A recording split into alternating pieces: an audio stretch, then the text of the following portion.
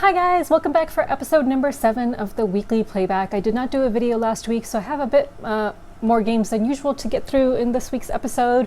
Also, my left eye is kind of swollen. I don't know what the heck happened to it, so yeah, just ignore that. Okay, so the first game I want to discuss is the Red Cathedral. This is designed by Shay S. and Isra C., published by Devere Games, and it is for 1 to 4 players, and this is such a good game. I played it at a 2-player count. I really wanted to play it at a higher player count, but that just did not happen, unfortunately. I did take it to game night several times in a row. So you are going to have this round board, and on this board you are going to be starting out with some dice on this board. The dice are different colors. You have these dice, so, and then the white one, yeah, anyway. So yeah, you're going to have dice placed in different sections of this board, and on different sections you're going to have cards placed in the different corners, and you are going to pick up a die and move it that many sections forward based on the number that's on that die, and then you'll get to take the action and resource that is listed there. And if the resource is let me see if there's resource cards. There's going to be little resource tokens of some kind. Where are those? Oh yeah, these things.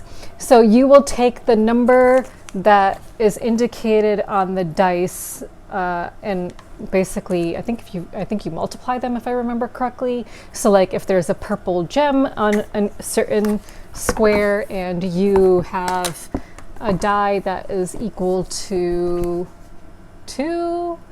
I think you would just get 2 gems then, if I remember correctly. I'm not sure if I'm remembering that correctly, to be honest. But it had a really unique, interesting mechanism of how you move the dice, you get your resources, and you can perform an action that's on the card in that one location, and then you re-roll all of the dice before the next player's turn. And you have your own board. So in this game, you will be able to collect various things. So there's going to be cards laid out, and you're trying to build a cathedral, and you are trying to claim certain parts of this cathedral, and the cathedral depends how big it is, depends on the number of players, how tall it is and how wide it is. And there's going to be different kinds of bonus tokens on the cathedral that you will then be able to, if you claim that section of the cathedral, then you can place onto your own board here. And then when you activate that die, then you also get a bonus from that thing that you put on your own board. There are certain parts of the cathedral that you can add to the board, to the cathedral, like windows and doors. Anyway, it's a really interesting scoring mechanism. You will count up the number of ownership tokens in one column of the cathedral, and then I think it's the first player gets 2 times the points or something like that. I can't remember the scoring mechanism exactly, but I just remember it was really interesting, and it made for a very interesting game, a very competitive, interesting game, in how you try to claim parts of the cathedral and complete them. And you want to be careful, because if someone claims a part that's above your section and they complete their cathedral part first, then you will lose something. I can't remember. You go back a certain number of points. That's right. You go back a certain number of points on the point tracker. So yeah, this is a really interesting game of action selection, getting resources, claiming parts of the cathedral. I seriously love this game so much. It was so good, and I really just cannot wait to play it again. I hope I did it justice. I feel like I did not, and for that I am sorry. Yeah. But I highly recommend it. And again, I want to play at a higher player count, but do check it out. And I will maybe do a 1-minute overview video of it and try to explain it better, because I know I just did not do it justice right now. Okay, so that was the Red Cathedral. The next game I will discuss is one I just played yesterday, actually. It's Royal Visit by Aiello Games. This is a 2-player game. And I don't know who the designer is, because I do not see a name on the box anywhere. That's weird. Is there not a designer? Is it just Aiello and that's it? Oh no, Rainer Knizia. Okay, there we go. Okay, so Royal Visit is kind of like a tug-of-war game. It's pretty cool. I really like it. The components are so nice.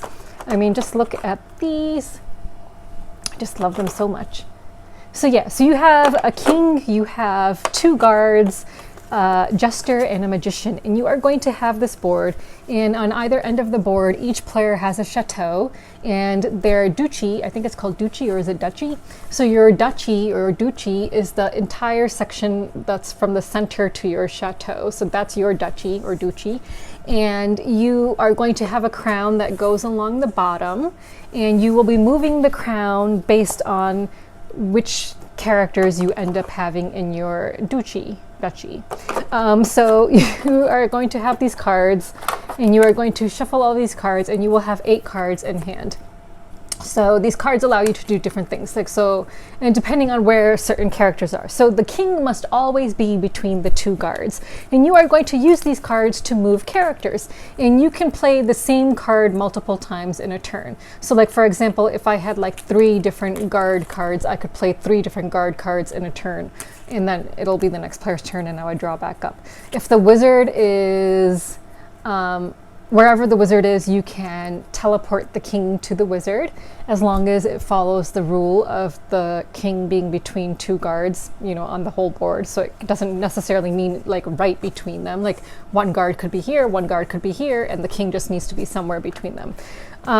But the way to win is you need to get either the crown in your chateau, or you need to have the king and in your chateau, the king and a guard, obviously, because one of the guards would need to be there. So yeah, I believe that's how you win. And if the deck runs out twice and you don't have a winner, then the person with the king in their duchy will win. And if the king is in the smack dab in the center, then you play again. So anyway, yeah, so different cards give you different abilities. If the jester is in your duchy between the king and the castle in your duchy, then you can play any card as any card basically. So you can like use guard cards as like a king card or whatever. Yeah, so there's different like kind of abilities that you can use. You can play like 2 king cards at once in order to move the king and both guards 1 space in a certain direction. So there's like a bit of strategy in here, which I really liked. So the first time I played this, the first game of it was kind of like a practice round where we were really like understanding the strategy of it and how best to play. And then the second game was really good. So yeah, so I really like this game, and I'm really glad I have it. And I definitely plan on popping this out as a, you know, a 2-player game that I will play often. So yeah, so I highly recommend Royal Visit. I really liked it. Okay, the next game I will discuss is actually coming to GameFound. I mistakenly said Kickstarter several times, but is coming to GameFound next week. Yeah, next week, August 31st. And that is Mythic Mischief by IV Games. So this is an asymmetrical strategy game. So you are going to have a board, and you can play different factions. The main base game comes with wizards, monsters, vampires, and zombies. There's so much here. So let me just show you some components. Actually, I'm sure I probably don't need to do that, because there's probably other videos you could go and find that will show you better than the way I'm showing you, but that's okay. So you are going to have this board. And on this board, that's like your score tracker. And you are going to have the Tome Keeper, which is like this big character. He starts in the center, I believe. You're going to have like certain tokens that he wants to get to. It's like numbered 1, 2, and 3.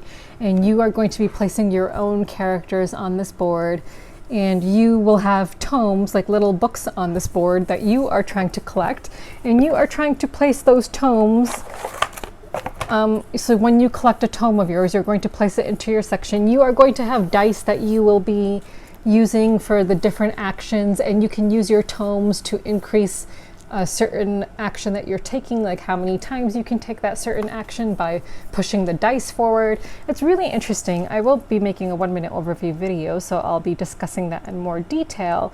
So on your turn, you basically, I believe, if I remember correctly, I played it once. Let's see, you take your turn, and then after your turn, you take all the actions that you want, and there's some cool actions you can take, like, you know, like distracting. I don't know if every player has the distract option. Yeah, I think every player. So, so the cool thing about this game is the different factions, they each have a special ability that's kind of related to what that thing is. Like, so a wizard can like, shift walls, whereas like a monster might be able to push walls, I think. I can't remember exactly, but it's cool like how each faction's special abilities relate to their own mythological powers, basically, which, you know, I really like that.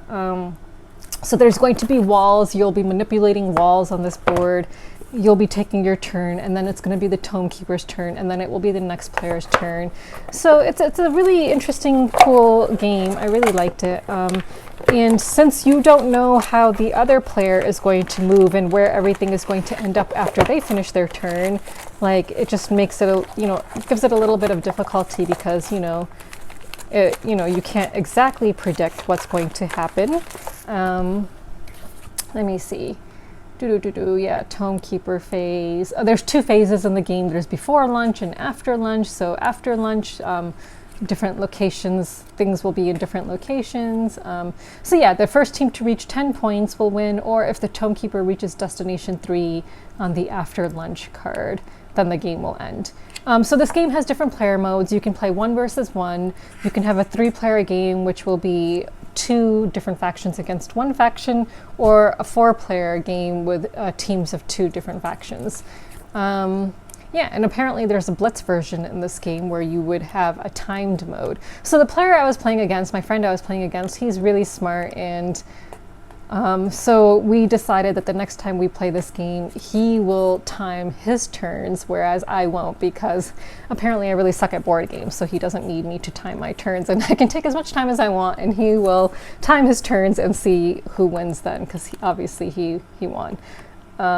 Yeah, so this is a really fun game. I really liked it. I think it's a very accessible, asymmetrical strategy game. Like, I think Root might be a little bit, you know, what's the word? It might seem a little bit scary to some people who haven't played, because you really need to know the other factions really well, I feel like, in order to get the most out of Root. You know, I've only played it like 3 times or something, but at least that's what I remember. I felt like I really needed to know the other factions in order to really enjoy the game and, you know, do a good job at it. But this game, you really don't really need to know the other factions as well, and really it's like 1 or 2 special abilities that you, one ability if you're playing 1 versus 1, that you might need to learn about the other faction and be able to do well. So yeah, I really think it's a very accessible asymmetrical strategy game, and if that's, you know, the kind of thing you're looking for, then I highly recommend it. I can maybe show you, let me see if I can pull out one of these. So here's like an example of a monster mini. So yeah, this is of course a prototype version, and based on Ivy Games' quality, I would say that I imagine that, I hope that they'll be offering metal minis like they did for Veiled Fate, because I really would like the metal ones, because I think they look really nice. But yeah, so I hope they offer metal ones. Oh, and this game has 2 expansions. So in the base game, you've got monsters, vampires, zombies, and wizards. And then the 2 expansions are witches and trolls. So yeah, so that is Mythic Mischief. I'll just put that here. Okay, next game I will discuss is On the Rocks. So I just played this 2 days ago, I think. So this is a game about mixing drinks, and it has really nice components. Even though I don't drink, I really enjoy this game. So you are going to have these cups around a board. Let me just pull out the board. Okay. I know certain people have asked me to, oh, there's someone's hair. Okay, I know certain people have asked me to, like, you know, show the game on the table. I don't do that because, like, I don't have enough space, and I don't edit these videos, but maybe I can, like, put up a picture or something for you guys to see what it would look like on the table. So you are going to have this little thingy, and around this thingy you are going to have these jigger cups. And you are going to start the game with certain marbles in them, and you are basically trying to fulfill different recipe cards. So you are on your own board, you are going to have different drinks, and you can place your marbles there. This is the round tracker. Each person has their own personal round tracker. And you are going to have recipe cards that you are going to be placing underneath. And when you complete all of the recipe cards that you have, either 3 or 4, you get the option of picking 3 or 4, then you will flip those over and put them under completed orders like this. So you are just basically trying to get the most money by the end of the game. So you are collecting marbles, trying to fulfill orders. The cool thing about this game, I feel like it's pretty thematic. Like there's certain marbles which, there's gold marbles, which will allow you, if you end up picking a cup that has, like say, some gold marbles in it. I'm not even getting a gold marble here. Come on, where's the gold? Okay. Well, here's a black marble. So if you end up picking a cup with a black marble on it, you will end up taking a spill card, which is going to negatively affect you somehow.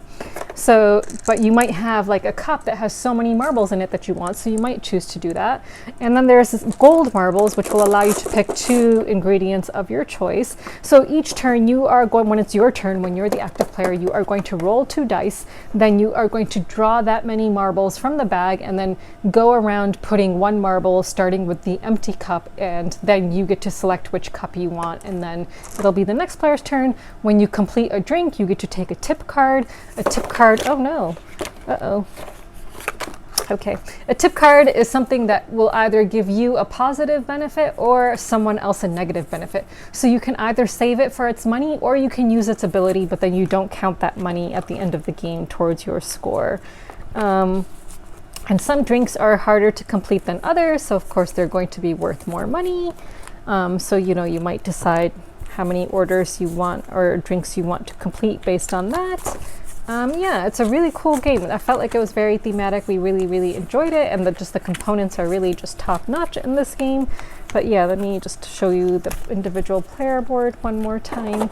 So yeah, you will be storing all your drinks, your ingredients on your board, and when you complete them, they go back in the bag. You have your own lemon wedges, which are your own individual round trackers. So the first person who gets 3 lemon wedges, then last call is initiated, and then all the other players will have 1 more turn basically, and then you will total up your scores. You have an area for 3 extra spare ingredients up here that you can use, and then yeah, you just basically keep your tips on one side, your discarded cards on another, complaints above your board. Complaints are tips that people used against you, the ones with the negative actions. But yeah, we really liked this game. We thought it was a lot of fun. So yeah, I do recommend this game, and I will be making a 1-minute video for it. Okay, so that is on the rocks. The next game, I think we're getting through this list. Okay, the next game, I'm actually going to be doing a 1-minute overview video for this because I was contracted to do so. So I won't maybe go into too much detail. It's on the underground. It's a really big board, so I'm not going to take out the board. So you are basically connecting, each player, depending on the number of players, you are going to have a certain number of certain colors. You might have 3 or 4 lines depending, or 2 lines, I think, if you're a 4-player game, depending on the number of players. And you are placing down tracks and trying to connect different stations.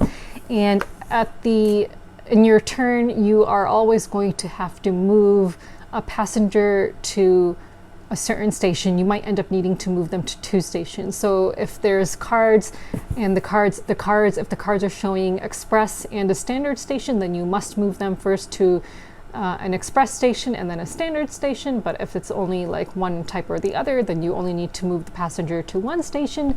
And you are always going to go on the shortest path, I believe, or the path with the least amount of different changes. So the way you place your tracks, it's strategic. The way you try to get the passenger from one place to another, it might give the other player some points that you don't want to give to them. So you are really being careful about where you are laying down your tracks and such. I did read some reviews of this game, and one of the complaints I think was how it's really random which stations you need to move the player to, the passenger to on your turn, because that really just depends on the luck of the draw, like which cards come up there. And I think some people said it was kind of unfair that, you know, on some, you know, one player might have to end up moving the passenger to 2 stations every time instead of just 1 station. I'm not sure that that's really unfair, because you know that there's going to be the express stations coming up, so it's just, you just don't know which ones. So you might want to try to place down your tracks near all of the express stations. Like, you know, I think that's just a part of the strategy of the game, where you're placing down your tracks. I don't think it's necessarily unfair if a certain player ends up having to move the passenger to 2 different stations each time, whereas other passengers might need to move them to only 1, because another player might benefit from that, or, you know, depending on whose tracks are being used. So I'm not really sure that it's unbalanced in that way or unfair in that way.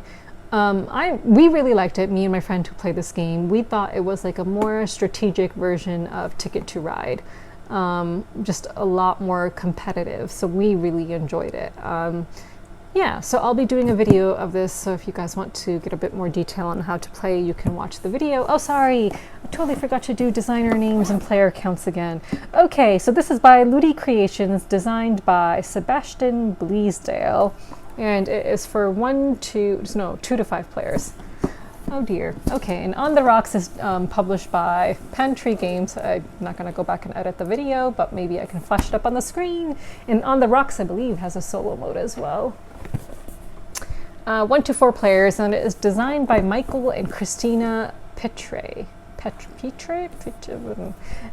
Yeah, I did the other ones. Oh, Mythic Mischief is 1 to 4 players. I don't know who designed it. I think it's just like the studio. I think, you know, the people who work at the studio designed the game. I think that's like Austin Harrison and Zach something, I think. Yeah, so okay, so I really messed that up, I'm sorry. All right, let me just go to the next game that I want to talk about, which is Circle the Wagons, which is a 2-player 18-card game designed by Steve Aramini and Danny Devine and Paul Kluka. So yeah, it's a fun little game. I actually played it while waiting for dinner with some friends. So you are going to have a circle of these cards with these symbols on them, and you are going to, at the beginning of the game, just randomly pick 3 scoring conditions, and on your turn you are going to just be drafting a card. If you decide to skip over certain cards, then the skipped cards will go to your opponent and they will get to place those down. So yeah, you're just putting down cards like either on top of other cards or next to other cards to try to meet the various scoring conditions, and then whoever has the most points wins. Yeah, I really liked it. It's just a quick, fun little game. So yeah. So that is Circle the Wagons for 2 players, and it's just a nice game to keep in your purse or whatever, you know, that you can play before dinner if you're waiting for dinner to be served at a restaurant, if you have enough table space. You do need a bit of table space for this one, because you have to have the big circle of cards, and then you have to have enough space in your own section to actually put down the cards and create your town. So okay, so those are all the games that I played in the last 2 weeks.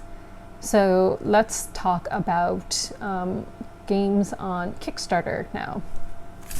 Okay, I'm not even going to stop the video. Let's just keep going. Okay, so I am going to talk about games on Kickstarter. Okay, so I'm actually not, so, you know, just a disclaimer, like, so games that I do videos for, I usually get the production copy as a part of my contract.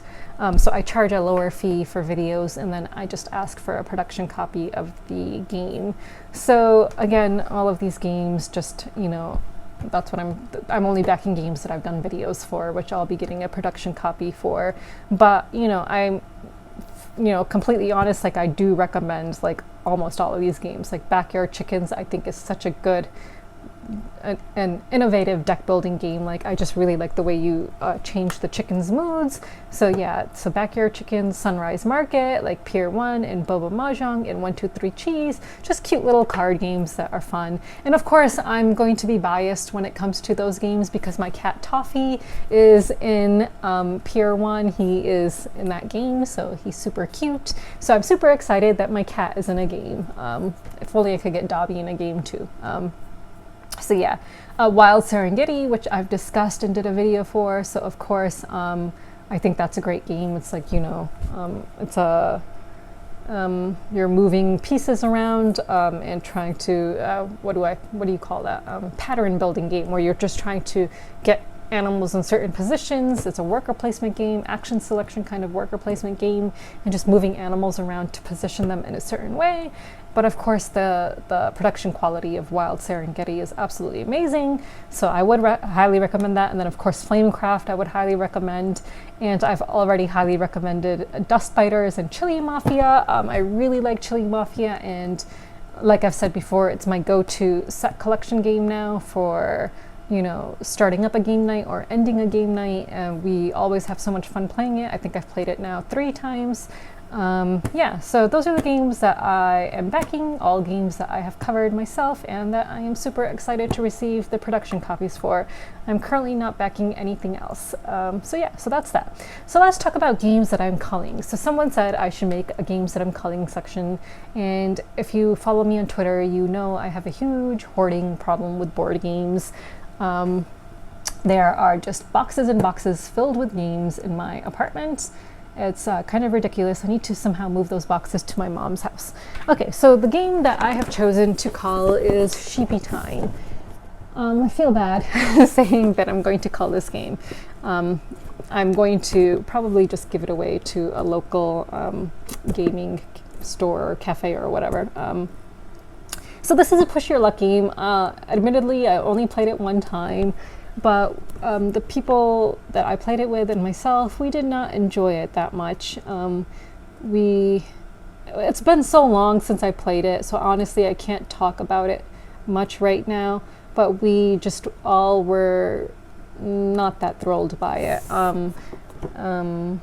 The theme is cute, but there's a few things that were just annoying about it, like having to read certain things upside down around the rondel. The way it seemed, I can't explain it too well right now because again, it's been a very long time since I've played it, but it just seemed like certain things just went on, or certain players' turns went on for too long, or something. I can't remember what it was, but like if you ended up like falling asleep or whatever for the night and the other players were still going, like I just can't remember. There was something about it that just none of us really liked. Yeah, so in terms of a push your luck game, like, my go-to push your luck game is going to be Quacks of Quedlinburg. So, I like the artwork, I like the idea of sheep and stuff like that, but just didn't really do it for me. So yeah, I'll be donating this game, I think, to the local game bar. Yeah, so that's the game I'm going to be culling this week, Sheepy Time. All right, let's just keep on going instead of stopping, because I just only have one more section left, which is questions. So someone asked, since I am not a fan of stickering, do I do print and plays? So funnily enough, I just did my first ever print and play this past week. Or was it last week? No, it was this week. So I started it last week, or maybe I started it earlier this week, and then I don't know. Okay, so I did the print and play for the solo mode of Circle the Wagons.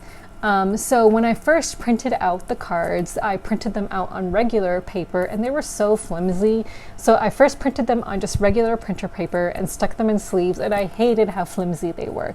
So someone suggested I just take cards from a game that I'm not using and just stick them between the 2 sheets of paper, and then that will help. And I did that, and I still didn't really like the way it felt, and I didn't like how, because I had rounded the corners of the cards, and I didn't like, the problem is that I don't do print and plays very often, is because I want everything to be so perfect.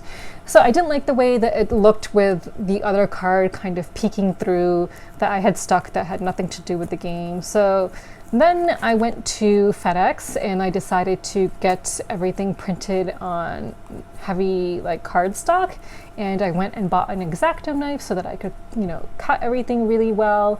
And yeah, and I spent a bit of time doing that. And then, so these are now cardstock. I didn't round the edges though, like I did the first time, just because I thought it would be better if it just fills up the sleeve completely. So it's not, it's a bit more hefty than regular paper, so I like it now. It doesn't feel flimsy. My complaint is that, of course, it doesn't fit into this. So I might need to find a little wallet thingy for it. But yeah, I'm not a huge fan of print and plays because I am a perfectionist and I want things to be so perfect. and if they're not so perfect, then it bothers me. I really want to do a print and play version. I want to do the reskin of Secret Hitler, Secret Voldemort, the Harry Potter reskin of that. I have all the files downloaded.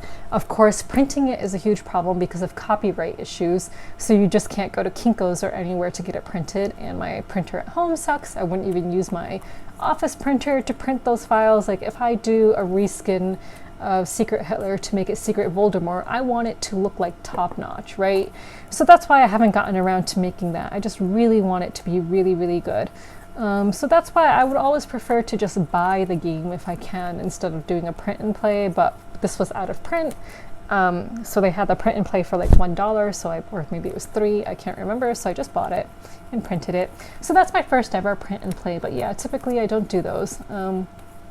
Yeah, so that was the only question I actually got, so that is it for this week. And yeah, I feel like I did a really bad job in explaining the games this week, so I'll try to do better next week, and I'll try to remember to, put up the designer, I'll try to remember to say the designer names and player counts. I'll try to get better at that.